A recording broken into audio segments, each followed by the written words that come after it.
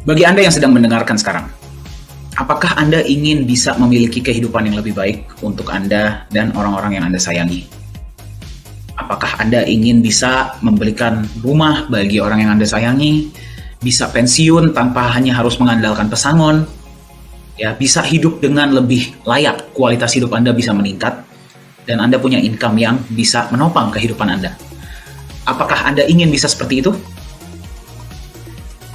Nah, terkadang kita berpikir ya, kalau misalkan ditanya apakah mau atau tidak, pasti jawabannya mau. Tapi terkadang kita berpikir, bagaimana caranya kita bisa memiliki kehidupan yang seperti itu? Ya, ilmu ini tidak pernah diajarkan di sekolah.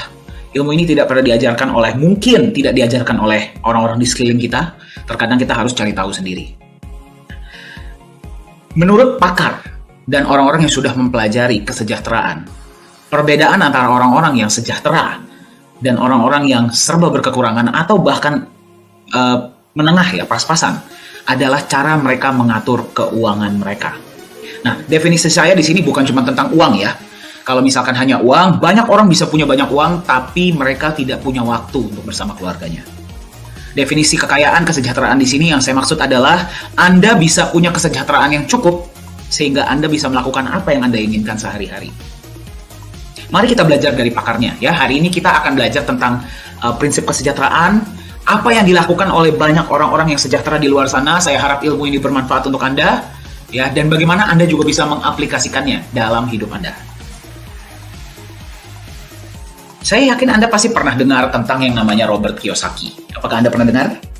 Kalau Anda sering ikut seminar motivasi atau sedang baca buku ya, Anda pasti pernah dengar tentang buku beliau. Robert Kiyosaki menulis sebuah buku yang bernama Rich Dad Poor Dad. Ya, buku ini menjadi fenomena internasional dan membantu sangat banyak individu di luar sana. Ya, mereka itu jadi bisa sejahtera, lebih memahami cara mengolah keuangan mereka dengan lebih baik. Salah satunya saya. Saya pun belajar banyak dari beliau. Nah, buku beliau kalau misalkan dirangkum ada beberapa poin-poin penting ya. Anda boleh baca, Anda silahkan pelajari, atau bukan Anda boleh ke YouTube dan mencari ya materi-materi dari Robert Kiyosaki. Beberapa poin-poin penting yang beliau sampaikan mengenai bagaimana caranya orang-orang yang sejahtera itu menjadi sejahtera. Di sini ada beberapa poin yang menarik ya. Mari kita lihat nomor 5. Kalau misalkan kita terjemahkan, poin nomor 5 berkata seperti ini. Anda setuju nggak?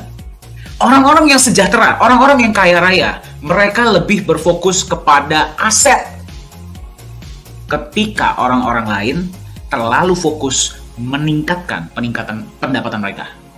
Jadi orang kaya, orang sejahtera fokus untuk menimbun aset. Orang yang biasa-biasa saja lebih fokus cari income tambahan, cari uang tambahan. Itulah kenapa orang-orang yang benar-benar sejahtera itu bisa memiliki waktu ketika orang-orang lain masih harus sibuk bekerja. Ya, kalau misalkan kita lihat nomor 8, beliau berkata seperti ini, jika saya ingin punya sesuatu, saya harus mendapatkan cash flow atau pendapatan yang cukup dari aset saya untuk bisa membeli hal tersebut. Kembali, mayoritas dari kita, saya pun pernah melakukan kesalahan ini. Kalau misalkan kita suka sesuatu, kita dapat gaji atau kita dapat komisi, ya, income kita langsung kita gunakan untuk membeli sesuatu yang kita inginkan. Orang sejahtera menimbun aset dulu. Aset itu menghasilkan untuk mereka, ya, baru kemudian hasil dari aset tersebutlah yang mereka gunakan untuk beli apa yang mereka inginkan. Ini perbedaan yang sangat besar bagi Anda yang sedang mendengarkan. Ya, perbedaannya adalah Anda harus bekerja atau tidak di kemudian hari. Ya, kalau kita lihat nomor 9, fokuslah untuk menambahkan aset Anda, bukan pendapatan atau income Anda. Ya, jadi kalau misalkan kita lihat dari nomor 5, nomor 8, dan nomor 9 ini, kalau misalkan Anda bisa tarik benang merahnya, Robert Kiyosaki setelah belajar dari sangat banyak orang-orang yang sudah sejahtera di luar sana, mengatakan bahwa satu-satunya cara agar Anda bisa menjadi benar-benar sejahtera di masa depan adalah dengan memiliki aset yang bekerja untuk Anda. Nah, mari sekarang kita lihat ya, perbedaan cara mengolah keuangan ketiga kelompok yang ada di luar sana. Kembali, saya tidak di sini untuk membicarakan siapapun ya. Ini adalah data. Ya, ini adalah data. Jadi kalau kita masih melakukan kesalahan, mari kita belajar untuk memperbaiki ya cara kita mengolah keuangan kita. Ada 3 kelompok. Kelompok pertama adalah kelompok yang serba berkekurangan, kelompok menengah, dan kelompok yang kaya raya. Kelompok yang serba berkekurangan, kita lihat ya, cara mereka mengolah uang mereka seperti ini. dapat pemasukan, misalkan gaji atau komisi, itu biasanya langsung digunakan untuk pengeluaran, misalkan untuk makan, untuk bayar kos, untuk transport, untuk beli HP. Ya, 3 yang pertama masih oke karena itu adalah sebuah kebutuhan. Kadang-kadang kita gunakan untuk beli HP yang mahal, kita gunakan untuk jalan-jalan dulu. Ya, yang terjadi adalah mereka tidak punya untuk ditabung. Saya harap ini tidak terjadi dengan Anda. Yang terjadi adalah karena tidak ada tabungan, mereka harus terus bekerja seumur hidup mereka. Ya, saya harap ini tidak terjadi kepada Anda. Kelompok yang kedua adalah kelompok yang menengah, masih lebih baik daripada kelompok yang pertama, tapi tetap saja mereka melarat kehidupannya. Ya, mereka punya gaji digunakan dulu untuk pasifa. Ya, pasifa itu adalah liabilitas. Utang kartu kredit, jadi beli dulu bayarnya nanti. Ya, biasanya seperti itu. Beli HP mahal dicicil, beli motor, beli rumah, ujung-ujungnya jadinya pengeluaran. Ya, kesannya masih lebih baik daripada yang pertama karena belinya sekarang, bayarnya nanti. Ya, itulah yang namanya liabilitas. Tetapi ujung-ujungnya sama saja karena Anda kena bunga. Bunga itu yang harus Anda bayar, cicilan yang harus Anda bayar, ujung-ujungnya Anda tetap saja harus terus bekerja. Banyak orang, dan saya tidak hanya membicarakan orang-orang yang di luar sana ya, banyak orang-orang yang saya kenal pun masuk di dalam kelompok yang pertama dan yang kedua. Ya, saya tidak bilang ini buruk, ya, ini adalah pilihan. Kalau semua orang mereka ingin tetap bekerja seumur hidup, ya silahkan. Namun kalau misalkan kita ingin pensiun ataupun pensiun dini, harus ada yang kita rubah. Ya. Nah, mari kita lihat yang ketiga. Nah, jadi di sini kita bisa melihat ya bahwa sebenarnya orang-orang yang sejahtera itu tidak berbeda dari kita. Mungkin terkadang mulainya pun di tempat yang sama. Yang berbeda adalah cara mereka mengatur keuangan mereka. Ya, karena kebanyakan dari orang-orang yang masuk di kelompok kaya raya, dari pemasukan mereka, misalkan dari gaji ya, mereka kesampingkan. Mereka gunakan untuk yang dibutuhkan, mereka usahakan, mereka kesampingkan ya uang mereka untuk memberi aktiva atau aset.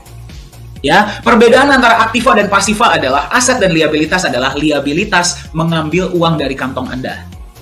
Ya, simpelnya seperti itu. Anda beli sesuatu yang nilainya terus susut, terus turun. Itulah yang namanya liabilitas. Contohnya handphone, contohnya mobil dan sebagainya, itu adalah pasiva. Ya, karena dia nilainya terus turun, dia mengambil uang dari kantong Anda. Ya, bedanya dengan aset adalah aset sesuatu yang Anda beli nilainya terus naik dan dia menambahkan uang ke kantong Anda. Ya, di masa depan. Itulah definisi aset. Ya, kembali saya ulang, perbedaan antara aset dan liabilitas adalah liabilitas nilainya turun di jangka panjang berarti dia mengambil uang dari kantong Anda, aset memberikan uang dalam kantong Anda karena nilainya terus naik. Nah, disinilah perbedaan mindset yang terjadi. Anda coba perhatikan ya. Bagaimana caranya Anda bisa aplikasikan ini dalam kehidupan Anda? Anda kesampingkan sebagian pemasukan Anda masukkan ke dalam aset nilainya berkembang, memasukkan ke dalam pemasukan Anda berarti bertambah, dari pemasukan tersebut Anda gunakan lagi untuk membeli aset lebih banyak. Aset lebih banyak Anda beli, menambah pemasukan Anda, dan seterusnya. Sampai pada suatu titik di mana pemasukan dari aset Anda sudah sangat besar, ya, dia bisa menutupi kebutuhan Anda setiap bulan, Anda sudah tidak perlu bekerja lagi. Itulah definisi dari pensiun. Bagi Anda yang sedang mendengarkan, menurut Robert Kiyosaki. Masuk akal tidak yang saya bagikan hari ini? Masuk akal ya? Bagaimana Anda bisa mengaplikasikan ini dalam kehidupan Anda? Ya, di sini tertulis ya, contoh aset ada beberapa. Misalkan bisnis, properti, kos-kosan, saham, emas, dan sebagainya. Nah, jadi sekarang, dari pemasukan Anda, apakah Anda mau beli liabilitas terlebih dahulu, atau Anda mau beli aset yang bisa membuat Anda sejahtera di masa depan? Luar biasa. Kalau misalkan Anda bilang saya mau beli aset, mari kita lihat contoh aset di luar sana ada apa saja. Ya, beberapa contoh yang paling terkenal ya. Yang pertama adalah saham. Anda pasti sudah sering dengar ya, saham. Kemudian ada contoh lain adalah properti, ada lagi bisnis dan yang lainnya emas dan sebagainya. Ya, sesuatu yang Anda beli nilainya naik, masukkan uang ke dalam kantong Anda bisa gunakan untuk beli aset lagi. Ya, menurut Warren Buffett itulah yang namanya compound interest. Nah, sekarang mulai dari tahun sekitar 2013-an ya, mulai terkenal sebuah jenis aset baru yang kalau misalkan kita bandingkan dengan saham, properti, dan bisnis ya, modalnya untuk membeli aset ini biasanya secara rata-rata jauh lebih kecil dan bisa memberikan tingkat kenaikan nilai yang sangat besar. Ya, apa itu? Namanya adalah aset digital atau aset kripto. Ya, jadi aset kripto adalah sebuah aset yang ada di dalam internet, di dalam komputer Anda, di dalam HP Anda. Ya, tapi secara basic, secara dasar, sama seperti aset Anda beli, dia bisa memberikan manfaat bagi orang lain, nilainya naik, dan Anda bisa perjualbelikan. Itulah aset. Nah, aset digital yang paling terkenal, bagi Anda yang masih belum paham apa itu aset digital, tidak masalah ya. Sampai sini saya hanya ingin katakan, apapun yang ingin Anda miliki, yang penting Anda harus punya aset. Ya, yang penting Anda harus punya aset. Dimanapun Anda berada, kesampingkan pemasukan Anda, kesampingkan berapa persen beli aset setiap bulan, kalau bisa setiap hari. Ya. Nah, sekarang saya ingin lebih perkenalkan Anda kepada jenis aset digital. Ya, dengan Anda mengetahui jenis aset digital ini dan bagaimana cara kerjanya dan bagaimana cara memilih aset digital yang benar. Ya, karena kita tahu ya, semua industri sedang mengarah ke digital. Ya, sekarang Anda masih berada di tahap awal ya untuk penetrasi aset digital di seluruh dunia. Kalau Anda bisa masuk di tahap awal, ketika nanti sudah besar, Anda bisa mendapatkan returns ya atau kenaikan nilai yang sangat tinggi. Nah, jadi sekaranglah saatnya Anda perhatikan aset digital yang ada di luar sana. Aset digital yang paling pertama muncul namanya adalah Bitcoin. Nah, mungkin Bitcoin ini Anda sudah sering dengar ya sekarang ya. Sangat terkenal, semua orang membicarakan, banyak yang tiba-tiba bisa kaya mendadak ya dari Bitcoin. Nah, mari kita lihat ya potensi dari Bitcoin itu seperti apa. Kalau misalkan tadinya, ya mari kita sedikit flashback ya, kita berbicara di masa lalu. Misalkan di tahun 2011 contohnya ya. Di tahun 2011, Anda punya penghasilan berapa, Anda kesampingkan. Ya, nggak usah banyak-banyak. Di 2011 Anda beli sekitar 15 juta rupiah Bitcoin. Ya, nggak harus Anda beli langsung. Anda beli, misalkan Anda beli cicil. Anda beli berapa ya, misalkan beli 1 juta, 2 juta, atau 500 ribu, berapapun ya. Tidak ada keharusan untuk beli berapapun di Bitcoin. Misalkan saja Anda beli Bitcoin senilai 15 juta rupiah. Bayangkan ya, di tahun 2011. Hari ini, di tahun 2022, per video ini dibuat, nilai aset Anda dari 15 juta rupiah sudah menjadi 65 miliar rupiah kurang lebih. Yang berarti kenaikan 4.600 kali lipat dalam waktu 11 tahun. Apakah ini luar biasa atau tidak? Ya, sangat luar biasa, betul? Ya, kita nggak usah ngomong 65 miliar deh, misalkan 10%-nya saja, 6,5 miliar. Sudah bisa merubah hidup Anda tidak sekarang? Sudah ya? Berarti Anda perhatikan nih, seberapa pentingnya Anda membeli aset, belilah di tahap awal, belilah ketika murah, betul? Dan Anda tunggu sampai dia nilainya naik. Nah, inilah potensi dari Bitcoin. Ya, berarti ini nggak tahu nih berapa persen ya. Termasuk luar biasa, betul? Ya. Nah, sekarang pertanyaannya adalah, kok bisa Bitcoin ini memberikan returns ya, memberikan kenaikan nilai yang sangat luar biasa? Banyak orang akan bilang sama Anda mungkin ya gara-gara teknologinya sangat canggih, ya, atau komunitasnya besar, atau sekarang lagi heboh, misalkan, betul ya? Nah, sebenarnya alasannya simple. Ya, cuman ada 2 alasan utama. Ya, tentu teknologinya memang canggih, memang komunitasnya besar. Tapi kalau kita ngomong secara logika, sebenarnya hanya ada 2 alasan. Yang pertama adalah marketnya yang global. Yang berarti Anda kalau misalkan beli Bitcoin di Indonesia, Anda bisa jual Bitcoin di Singapura, Anda bisa jual di Amerika, Anda bisa jual di Afrika, dimanapun di seluruh dunia selama Anda jaringan internet. Ya, berbeda dengan saham yang hanya bisa Anda jual belikan di negara tertentu, betul? Ya, berbeda dengan properti yang bahkan bukan negara tertentu, tapi hanya daerah tersebut biasanya. Kalau untuk orang di luar sana akan sulit. Ya, dan juga aset-aset lainnya. Jadi Bitcoin ini mempunyai market yang jauh lebih besar dibandingkan dengan aset-aset lainnya. Itulah alasan pertama. Itulah kenapa saya bilang, mari kita pelajari tentang aset digital. Ya, karena bisa memberikan Anda kenaikan yang sangat luar biasa. Alasan kedua adalah jumlahnya terbatas. Maksudnya apa? Ya, kalau aset digital tersebut sudah ditentukan dari awal nilainya adalah sekian, dia tidak bisa bertambah. Ya, jadi dia ini seperti barang langka. Ya, bagi Anda yang mungkin punya barang antik ya, Anda bayangkan kalau Anda beli di awal barang antik tersebut harganya berapa, sekarang pasti sudah mahal, betul? Karena sudah nggak bisa dapat lagi barang seperti itu. Atau misalkan Anda beli limited edition, barang yang limited edition. Kenapa kalau misalkan ada barang yang limited edition langsung habis?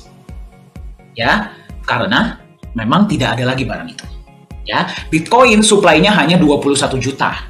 Ya, Nagaya yang akan saya perkenalkan kepada Anda hari ini adalah 50 juta supply-nya. Tidak bisa bertambah. Ya, jadi itulah kenapa harganya bisa naik meroket sangat tinggi. Marketnya besar, barangnya terbatas. Ya, pasti nilainya akan naik sangat tinggi. Setuju ya? Nah, tadi kalau misalkan kita lihat Bitcoin itu kenaikannya sangat luar biasa, Anda bayangkan Bitcoin itu hanya di sini loh. Masih ada aset-aset kripto lainnya di luar sana, aset-aset digital lainnya yang kenaikannya jauh lebih luar biasa dari Bitcoin. Bayangkan. Ya, data ini saya dapatkan dari investmentbank.com. Dan ini kalau saya tidak salah ya, data ini efektif per tahun 2020.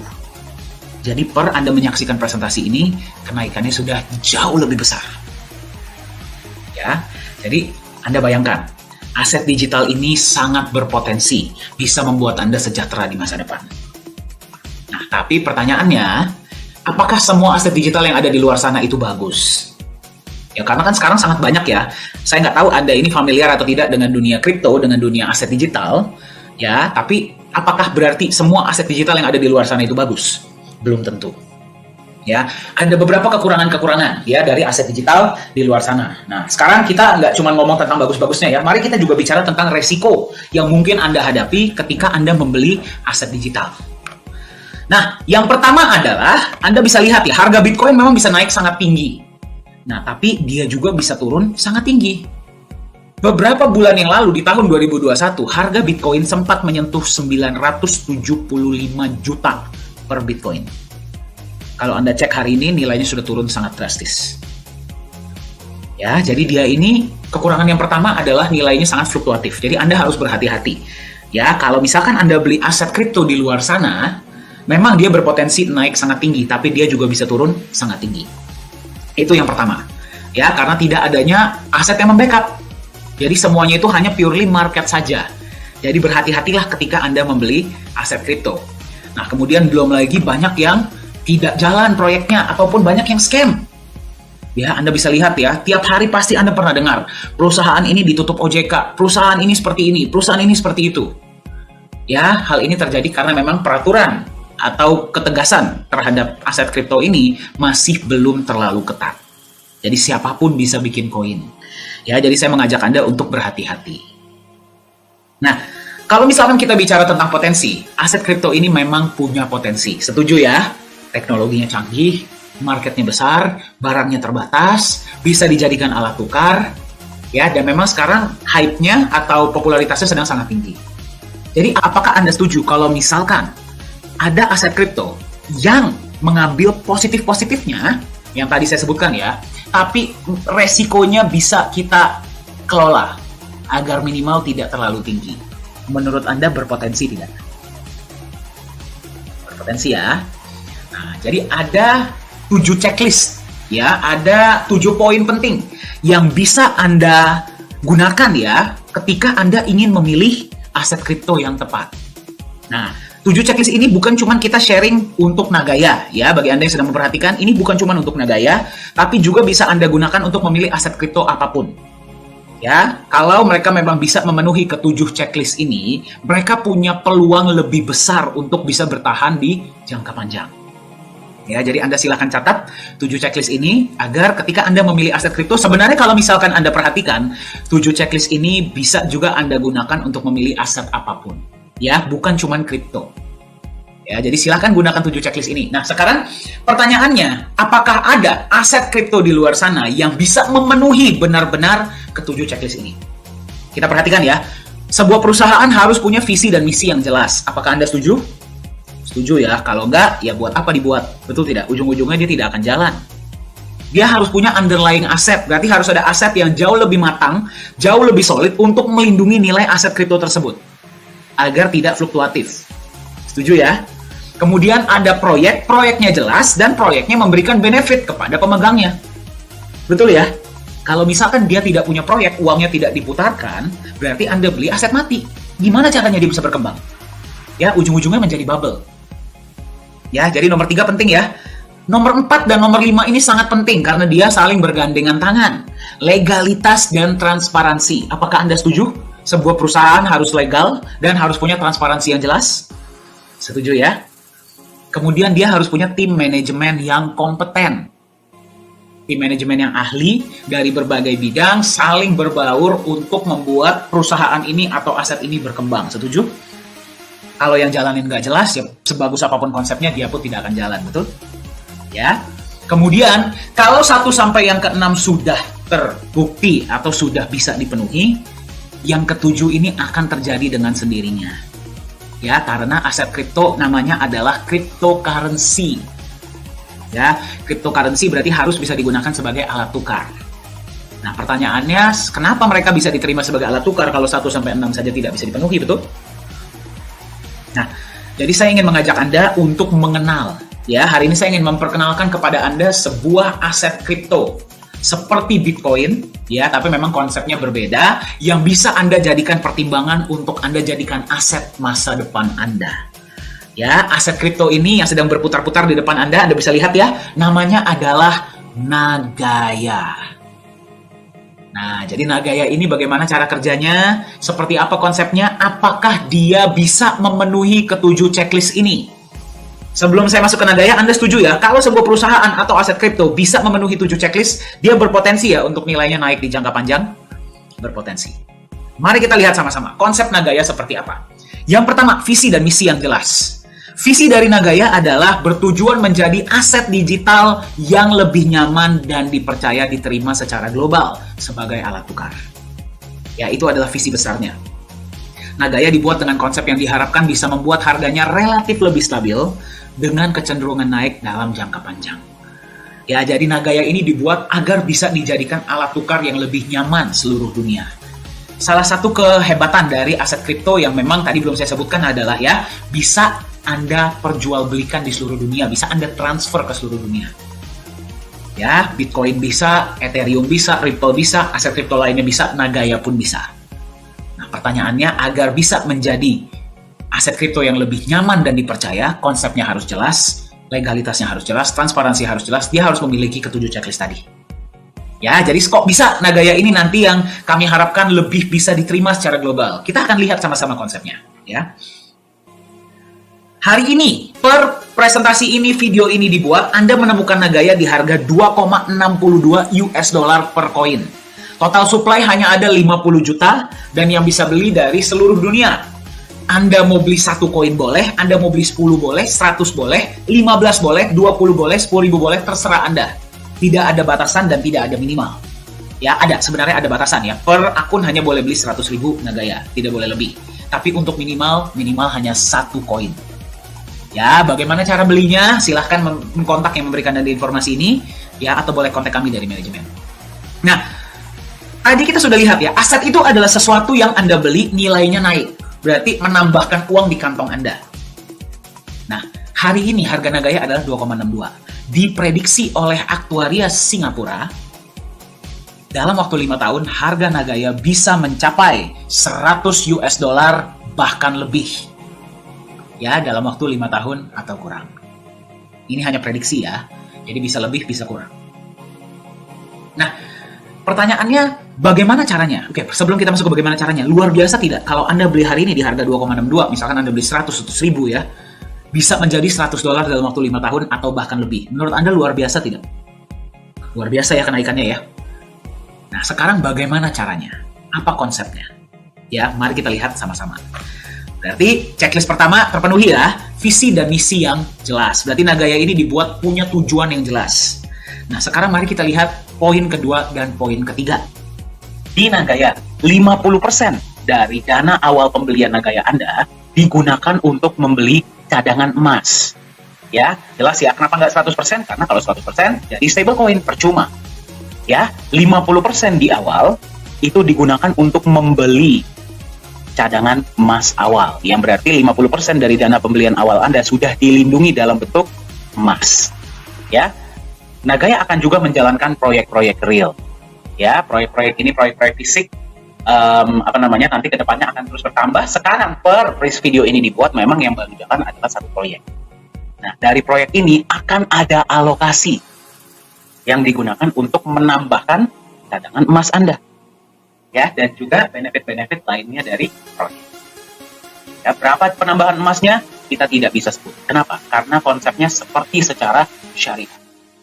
Ya, kalau Anda berada di dunia dagang atau di dunia bisnis, Anda tahu ya, tidak ada bisnis yang selalu 100% untung. Ya, di Nagaya, ketika terjadi keuntungan, kita bagi rata semua koin yang berharga. Ya, kita akan tunjukkan transparansi kita, itu adalah laporan laba rugi setiap bulan. Ya, ketika misalkan pada bulan itu proyek tidak menghasilkan keuntungan, cadangan emas yang sudah ada tidak akan terganggu. Ya, jadi seperti itulah konsep dari Nagaya. Nah, sekarang Anda bayangkan. Sekarang Anda menemukan Nagaya di tahap awal, yaitu adalah tahap pre-sale. Pada saat ini, proyek yang berjalan baru satu. Ya. Kedepannya, proyek akan terus bertambah. Nanti bayangkan kalau misalkan kita sudah jalankan proyek kedua. Berarti Anda akan menerima penambahan emas dari 2 proyek, betul tidak? Ya, ketika proyek ketiga sudah jalan, Anda akan menerima, bayangkan, Anda akan menerima penambahan emas dari 3 proyek. Kalau 4 proyek sudah berjalan, dari 4 proyek, 5 proyek sudah berjalan, dari 5 proyek, dan seterusnya. Ya, jadi tanpa Anda harus apa-apakan, proyek-proyek Nagaya ini akan bertambah. Ya, jadi fokus kita adalah memaksimalkan proyek-proyek agar memberikan benefit yang terbaik untuk Anda. Ya, ini kita masih belum berbicara tentang benefit lainnya ya dari proyek ya, dalam wujud cash. Ini kita baru berbicara tentang emas yang Anda terima dari proyek-proyek di dalam Nagaya Anda. Ya, jadi seperti itulah konsep Nagaya. Nanti kita akan lihat sama-sama ya proyeknya seperti apa. Anda bisa lihat ya, ini adalah sebuah ilustrasi penambahan emas di Nagaya Anda. Nah, Anda bisa lihat ya, garis yang hijau itu adalah penambahan emas. Anda boleh perhatikan, penambahan emasnya ini memang pelan-pelan ya, stabil, naiknya sedikit-sedikit tapi dia naik. Ya, Anda bisa lihat kalau yang warna biru mayoritas aset lain, misalkan terjadi FUD ya, atau misalkan goncangan yang luar biasa di market kripto, mayoritas aset-aset kripto lainnya akan drop. Anda bisa lihat kalau harga Bitcoin turun, harga aset lainnya pun ikut turun. Tetapi nilai Nagaya Anda tidak akan turun di bawah nilai emas yang membackup. Karena Anda nggak akan mau jual Nagaya Anda di bawah nilai emas yang memang sudah membackup, setuju tidak? Dan pelan-pelan backup ini kita naikkan. Ya, dari proyek tersebut. Itulah kenapa emas di Nagaya bertindak bukan hanya sebagai pelindung nilai, tapi pemberi nilai. Nah, jadi, dan satu hal yang ingin saya tekankan adalah, bagi Anda yang melihat konsep Nagaya, jangan melihat emasnya dan proyek. Lihatlah Nagayanya. Emas dan proyek ini adalah pendukung untuk mewujudkan visi besar kita, yang merupakan aset yang lebih nyaman diterima sebagai alat tukar di seluruh dunia. Jadi Anda perhatikan ya, poin 2 dan poin 3 checklist. Ya, jadi Nagaya punya visi yang jelas, ada underlying asetnya, proyeknya jelas, transparan dan memberikan benefit. Ya, pada tahap ini saya tanya sama Anda, ya, apakah bisa Nagaya masuk akal tidak kalau suatu saat akan menjadi $100 per koin atau lebih? Sangat-sangat masuk akal. Ya, sekarang mari kita lihat transparansi dan legalitas dari Nagaya. Nah, ini adalah tambahan ya, tambahan yang akan kita berikan kepada Anda sebagai pemegang Nagaya. Bagaimana agar Anda tetap percaya ya kepada Nagaya dan nyaman memegangnya untuk waktu yang lama. Nagaya ini kita ciptakan seperti tadi ya, aset yang nyaman Anda pegang untuk waktu yang lama. Ya, jadi kita menambahkan legalitas dan transparansi ini untuk menambahkan kepercayaan dan kenyamanan Anda sebagai pemegang Nagaya. Apapun yang akan Anda lihat setelah ini tidak diharuskan di dalam dunia kripto. Anda boleh cek, tidak ada keharusan sebuah aset kripto atau aset digital itu perlu punya badan hukum, perlu di backup, perlu ada proyeknya perlu transparan, itu tidak ada. Apapun yang Anda lihat di Nagaya ini adalah sukarela, ya, diberikan oleh perusahaan karena memang visi kita dari awal membangun kepercayaan dan nilai melalui legalitas dan transparansi. Seperti apa transparansi yang bisa Anda lihat di Nagaya? Ini adalah beberapa di antaranya ya. Yang pertama adalah transparansi cadangan emas Nagaya. Yang kedua adalah transparansi tempat penyimpanan emas Nagaya. Kemudian adalah transparansi laporan laba rugi proyek Nagaya setiap bulan, dan transparansi hasil audit emas dan proyek-proyek Nagaya. Mari kita lihat sama-sama transparansinya seperti apa. Yang pertama, Anda bisa melihat emasnya seperti apa, ya. Emasnya dibeli dari mana, emasnya jenis apa, kemudian bukti pembeliannya seperti apa, Anda bisa lihat. Ya, itu yang pertama. Yang kedua, emas Anda disimpan di satu tempat yang namanya The Safe House Singapura. Tempat ini diregulasi oleh pemerintah Singapura dan digunakan oleh banyak bank-bank besar dan institusi besar untuk menyimpan logam mulia mereka. Seperti apa tempatnya? Seaman apa tempatnya? Kita akan lihat sama-sama.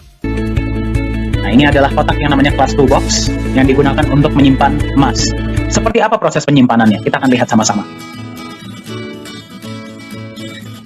Ini adalah CEO Nagaya, yaitu Pak Yohanes Chandra. Anda yang sudah sering ikut sesi-sesi online, pasti beberapa kali sudah melihat ya, beliau sering sharing.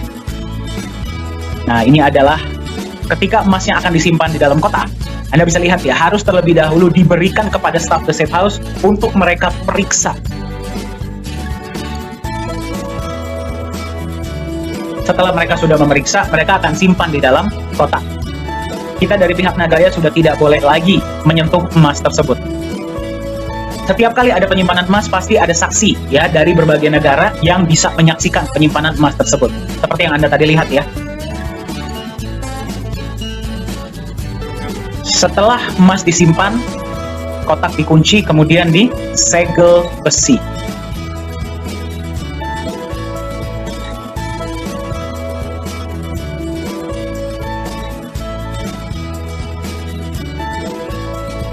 Anda lihat ya, tingkat keamanannya itu sangat-sangat tinggi. Jadi emas Anda itu disimpan di tempat yang sangat aman. Yang membedakan The Safe House dari tempat penyimpanan lainnya adalah mereka hanya menerima emas yang bersertifikat LBMA dan harus emas murni. Jadi Anda lihat ya, tingkat keamanannya itu seperti apa. Apa yang terjadi kalau misalkan ada force major ya, atau hal-hal yang tidak kita inginkan, misalkan kebakaran atau gempa bumi atau hal-hal yang tidak kita inginkan lainnya? Jangan khawatir, 100% aset yang disimpan di Safe House diasuransi. Dan itu juga diaudit oleh PricewaterhouseCoopers dan Bureau Veritas Singapura. Ya, nanti hasil auditnya juga Anda bisa lihat ya, akan ditampilkan di dalam website. Kalau kebetulan Anda lagi di Singapura dan ingin datang berkunjung ke kantor ya, dan ingin melihat emasnya dengan senang hati, silakan hubungi manajemen kami dan kita bisa atur waktu. Nah, selain transparansi emas, juga Anda bisa melihat adalah transparansi dari proyek-proyek yang akan dijalankan. Ya, sekarang yang baru dijalankan adalah satu proyek. Pada saat video ini dibuat, ya, presentasi ini dibuat. Dari proyek tersebut setiap bulan akan menampilkan laporan laba rugi. Laporan laba rugi ini bisa Anda lihat, ya. Jadi setiap bulan net profit berapa, pembagian untuk emas berapa, ya, dan kemudian dibagi ke berapa banyak Nagaya. Anda bisa melihat semuanya jelas. Dan akan diaudit juga setahun sekali. Nah, salah satu alasan lain kenapa Nagaya lah yang dipilih sebagai alat tukar ya di mall tersebut, di Mall P4 Lala Square ini. Tadi Anda sudah lihat ya, transparansi emasnya jelas, tempat penyimpanannya aman, proyek-proyeknya pun jelas. Sekarang Anda bisa melihat, inilah legalitas perusahaan Nagaya Technologies Private Limited yang terdaftar resmi di pemerintah Singapura. Ini adalah kantor resmi kita, ya, ada di Singapura, di The Grand Plus. Ya, sudah ada beberapa orang-orang Indonesia atau dari negara lain pun yang sudah berkunjung ke kantor kita yang di Singapura, ya. Dan ini adalah kantor kita di Korea Selatan. Ya, jadi kita ada dua kantor di Singapura dan di Korea Selatan. Di transparansi dan legalitas checklist ya, Anda bisa melihat bahwa Nagaya ini sangat berfokus kepada transparansi dan legalitas. Kenapa? Agar Anda merasa nyaman. Ya, agar Anda merasa nyaman memegang Nagaya Anda sebagai aset masa depan yang suatu saat bisa Anda wariskan kepada orang-orang yang Anda sayangi. Itulah visi dari Nagaya. Nah, sekarang mari kita lihat siapa orang-orang luar biasa di balik Nagaya ya yang menjalankan Nagaya Anda ini ya. Nah, ini adalah tim manajemen inti kita ya. CEO adalah Pak Yorat Yohanes Chandra. Beliau sudah berada di dunia teknologi, sudah berada di dunia blockchain, menambang Bitcoin sudah dari tahun 2011 ya. Beliau ini lulusan Jerman. Beliaulah yang membuat sistem blockchain dari Nagaya beserta tim ya. Jadi beliau ini pakar dari IT. Nah, Anda kalau misalkan sudah beberapa kali ikut acara-acara dari Nagaya, Anda pasti sudah sering mendengar ya pesan-pesan dan visi dari Pak Yohanes Chandra. Ya. Anda juga boleh masuk ke YouTube ya untuk melihat beberapa pesan-pesan dari beliau mengenai Nagaya. Nah, beliaulah CEO asli orang Indonesia ya. Kemudian co-founder adalah Ibu Yuli Yolanda. Ya, Bu Yuli ini adalah seorang entrepreneur di beberapa negara, pebisnis ya, punya bisnis di berbagai negara. Beliau orang Indonesia tapi sudah warga negara Singapura. Ya, itulah kenapa kita bisa mendaftarkan perusahaan di Singapura, ya. Chief Business Development Officer adalah Profesor Jung Hee Chul ya. Tadinya beliau memegang posisi CMO, per tahun 2022 berpindah posisi ya. Beliau ini adalah lecturer atau dosen ya, mantan orang pemerintahan juga di Korea Selatan. Dan Anda bisa melihat ya nanti kenapa kok kita bisa ada kantor di Korea Selatan, itu ada artinya ya. Nah, jadi fokus beliau sebagai CBDO adalah mencari vendor-vendor yang bisa bekerja sama dengan Nagaya untuk bisa dijadikan alat tukar. Ya. Chief Marketing Officer kita adalah Mr. Bruce Davis ya. Beliau berada di Amerika Serikat, tepatnya di Salt Lake City di Utah. Pengalaman beliau ini sangat luar biasa. Beliau sudah berkecimpung ya, sudah malang melintang di dunia bisnis. Beliau sudah menjadi eksekutif untuk sales untuk beberapa perusahaan-perusahaan besar. Jadi beliau pakar ya untuk sales dan marketing. Perusahaan banyak yang beliau angkat dari nol bisa jadi perusahaan jutaan dolar. Jadi beliau ini sangat pengalaman di dunia sales. Dan orangnya sangat humble ya, beliau senang berbagi ilmu dan senang membangun kultur agar semua orang merasa nyaman dan kekeluargaan di Nagaya. Ya, jadi mulai tahun 2022 Mr. Bruce yang memegang jabatan Chief Marketing Officer. Chief Digital Media adalah saya. Saya yang memegang digital media dan training ya. Pengalaman saya adalah seorang trainer dan konsultan untuk beberapa perusahaan selama 5 tahun sebelum saya bergabung resmi di Nagaya Technologies ya. Karena saya sangat percaya dengan visinya, saya bilang ini bisa besar, makanya saya tinggalkan dan saya membantu ya di manajemen inti Nagaya. Koh Hui Hui adalah Chief Communication Officer ya. Pengalaman beliau berdomisili di Singapura. Pengalaman beliau adalah 17 tahun di Singapore Airlines, yaitu sebagai marketing director-nya. Jadi Anda bisa perhatikan ya, manajemen inti Nagaya ini datang dari berbagai background, berbagai latar belakang. Ada yang latar belakang IT, ada yang latar belakang bisnis, latar belakang sales dan eksekutif, latar belakang pemerintahan ya, untuk yang training latar belakang training. Ya, kemudian ada juga untuk masing-masing negara itu pasti ada yang incas ya. Contohnya untuk Indonesia ada Pak Yosua, untuk negara-negara lain juga nanti akan ada yang incas masing-masing. Ini adalah advisor kita, yaitu beliau adalah Bapak Nizam Ismail. Pengalaman beliau adalah beliau merupakan seorang mantan wakil direktur dari Monetary Authority of Singapore. Ya, berarti kalau bagi Anda yang bertanya, MAS itu seperti Bank Sentral dan OJK-nya Singapura jadi satu lah. Ya, sampai hari ini beliau masih aktif di dunia hukum, masih aktif di dunia perbankan ya, dan juga blockchain. Nah, jadi tim manajemen Nagaya berisi orang-orang yang kompeten di bidangnya. Ya, jadi kita semua mempunyai banyak latar belakang, banyak background. Dan kami bersatu ya, menyatukan visi kita untuk bisa membangun Nagaya agar Nagaya ini bisa kokoh, bisa solid, dan bisa bermanfaat bagi sebanyak-banyaknya pemegang Nagaya di luar sana. Nah, sekarang kalau misalkan kita nggak usah ngomong yang poin ke-7 ya, poin 1 sampai poin ke-6 saja. Menurut Anda Nagaya sudah berpotensi tidak menjadi $100? Ya. Dengan adanya poin 1 sampai poin 6, menurut Anda, apakah bisnis-bisnis vendor akan merasa lebih nyaman untuk menerima Nagaya sebagai alat tukar? Pasti. Ya, itulah kenapa kami agak kurang nyaman ya kalau mendengar ada perusahaan kripto yang ngomongnya tentang utilitas duluan atau penggunaan alat tukar duluan sebelum bisa membuktikan 6 poin tersebut ya. Nah, bagaimana dengan Nagaya? Apakah Nagaya bisa digunakan sebagai alat tukar? Mari kita lihat sama-sama ya. Nah, ini adalah ketika kita diundang ya, saya dan Pak Yohanes Chandra ini sempat kemarin diundang untuk berbagi tentang konsep Nagaya di sebuah acara Blockchain Summit ya di Dubai. Nah, Anda bisa lihat ya, ini adalah kita, jadi kami sangat bersyukur ya, waktu itu berbicara kepada, kalau saya tidak salah, audiens dari 148 negara sudah mendengar tentang konsep dari Nagaya sebagai hybrid crypto asset ya. 2020 ini Anda bisa lihat ya, CEO Nagaya Pak Yohanes Chandra bersama dengan Chief Marketing Officer kita ya, bersama dengan pihak mall menandatangani MOU. Pada tahun 2023 mall ini operasional, Nagaya lah yang akan digunakan sebagai alat tukar. Ya, kami terkejut campur bahagia, campur bangga ya. Bayangkan, Nagaya ini masih dalam tahap ICO atau masih dalam tahap pre-sale. Kita belum masuk market. ya, tetapi sudah ada yang mengapresiasi ya dan meminang Nagaya ini dan nanti akan digunakan sebagai alat tukar. Berarti mewujudkan visi awal kita ya menjadi alat tukar yang lebih nyaman diterima secara global dan dipercaya ya secara global. Ya, kita akan lihat sama-sama ya sekarang ya. Ini adalah Mr. Park ya, Vice President dari Samsung Co Limited bersama dengan Profesor Jung, Chief Marketing Officer Nagaya, bersama juga dengan Yoon Jin Choi ya, Customer Support Manager dari Nagaya. Kenapa Nagaya yang dipilih? Mari kita lihat sama-sama.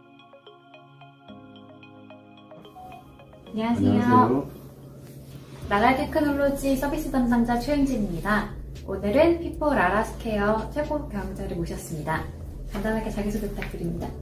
안녕하세요. 나가야 회원 여러분. 저희 회사는 한국에 있는 세종시에 한국의 새로운 행정수도를 만들고 있는 도시에서 쇼핑몰을 건축하고 있는 세성이라는 회사의 부사장으로 있는 박병이라고 합니다. 만나서 굉장히 반갑습니다. 네, 가상화폐를 쇼핑몰 내 결제수단으로 채택하신 이유가 있을까요?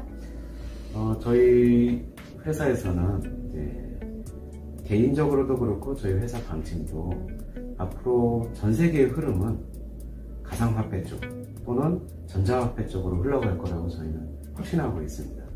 그래서 그 중에 가장 안전적인 코인들을 저희도 찾고 있고 또 추가로도 계속 검토를 하고 있지만 그 중에 나가야 코인 같은 경우에는 니켈 광산이라는 자산을 담보로 해서 발행하는 코인이다 보니까 그리고 다들 아시겠지만 니켈이라는 광석 자체가 앞으로 4차 산업 혁명 시기에 핵심 금속이다 보니까 광물이다 보니까 저희는 그걸 기반으로 한 나가야 코인을 굉장히 매력적으로 보고 있습니다.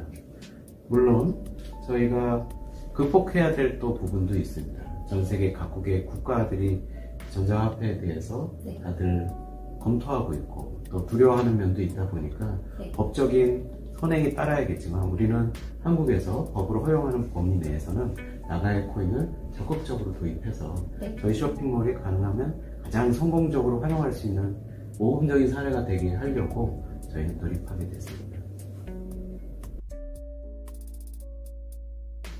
나가야와 세성이 함께할 향후 계획에 대해서 말씀해 주실 수 있을까요? 네, 이거는 이제 제가 꿈꿔보는 얘기인데요.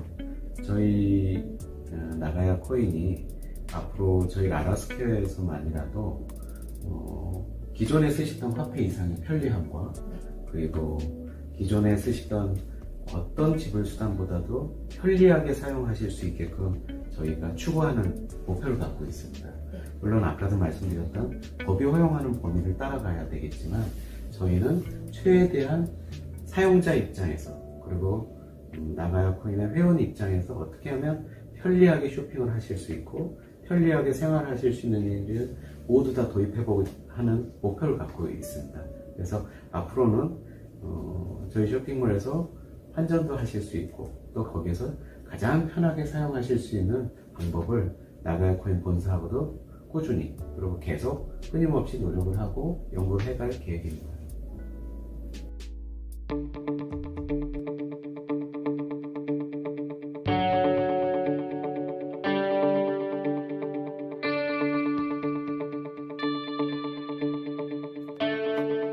Apakah Anda sudah mendengar bahwa Korea Selatan sedang melakukan proses pemindahan pusat pemerintahan mereka dari kota Seoul ya ke Sejong City.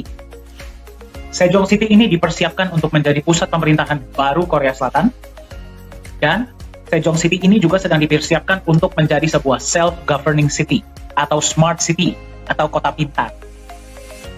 Nah, yang luar biasa adalah di Sejong City ini, pemerintah Korea Selatan bersama dengan developer mall yang bernama Samsung Co Limited sedang membangun sebuah mall. Mall ini bernama P4 Lala Square. Nah, kita akan lihat sama-sama mallnya terlihat seperti apa ya. Mall ini akan dipersiapkan juga untuk menjadi sebuah smart mall atau mall pintar, yang berarti akan ada banyak integrasinya dengan teknologi. Mall ini akan menjadi mall cryptocurrency pertama di dunia. Apa itu cryptocurrency? Mata uang digital. Yang berarti semua pembayaran yang berlaku di dalam mall ini, kalau misalkan Anda datang sana, Anda mau belanja, atau mau beli kebutuhan sehari-hari, ya, atau anaknya mau main, Anda tidak bisa bayar pakai uang cash, Anda tidak bisa bayar pakai kartu kredit, Anda hanya bisa bayar menggunakan mata uang digital atau cryptocurrency. 오늘보다 내일이 더욱 빛나야 할 당신. 눈이 아닌 마음의 새겨질 공간 철학을 담은 복합 거처랜드 라라 스퀘어. 행복과 성공이라는 단어가 눈부신 피날레가 되어 당신 삶에 머무를 것입니다. 당신이 뛰고 남긴 발자국이 성공 키워드가 됩니다. 라라 스퀘어가 말하는 최고의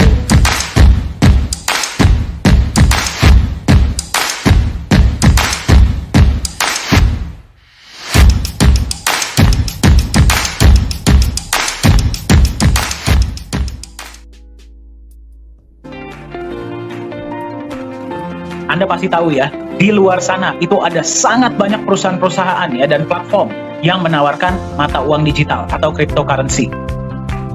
Dari sekian banyak mata uang digital yang ada di luar sana, pemerintah Korea Selatan bersama dengan developer mall Sesungpo Limited pada awal tahun 2020 membuat sebuah keputusan bahwa nanti ketika mall ini operasional di tahun 2023 hanya akan ada satu mata uang digital yang akan digunakan.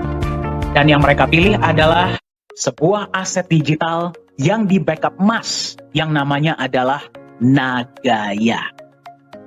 Pertanyaan saya kepada Anda adalah, kalau misalkan Anda bisa memiliki sebuah aset digital yang akan dijadikan sebagai satu-satunya alat pembayaran di sebuah mall, dan Anda bisa beli sekarang, Anda ingin miliki tidak? Ingin miliki. Berapa banyak koin Nagaya yang ingin Anda miliki? Jadi Anda bisa mendengar langsung bahwa Nagaya lah yang dipilih karena stabilitasnya dan karena ada kolateralnya, backupnya, yang merupakan emas dan proyek-proyek dari Nagaya. Nah, Anda sudah bisa melihat ya, berarti di Nagaya semua 7 poin terchecklist. Ya, visi dan misi yang jelas, ada underlying asetnya, proyek yang jelas dan memberikan manfaat, transparan, legalitas jelas, tim manajemen yang kompeten, dan sudah diterima sebagai alat tukar. Nah, hari ini Anda menemukan Nagaya di harga 2,62. Ya, Nagaya ini mengikuti yang namanya adalah tahap progressive ICO. Ya, yang berarti harga tidak naik berdasarkan penjualan ya, karena Nagaya ini masih belum masuk market. Harapan kami adalah tahun 2022 ini kita akan masuk market. Nah, jadi sebelum kita masuk market, benefit sudah dibagikan secara rutin ya dari bulan Januari 2021 hingga sekarang ya. Berarti per video ini dibuat, Anda silahkan periksa di dashboard Anda, semua datanya ada ya. Nah, kenaikan harga berdasarkan benefit yang diberikan sesuai dengan acuan dari aktuaria Singapura. Ya, berarti kalau misalkan Anda beli di tahun 2018, pertama kali perusahaan diluncurkan, harga adalah $1.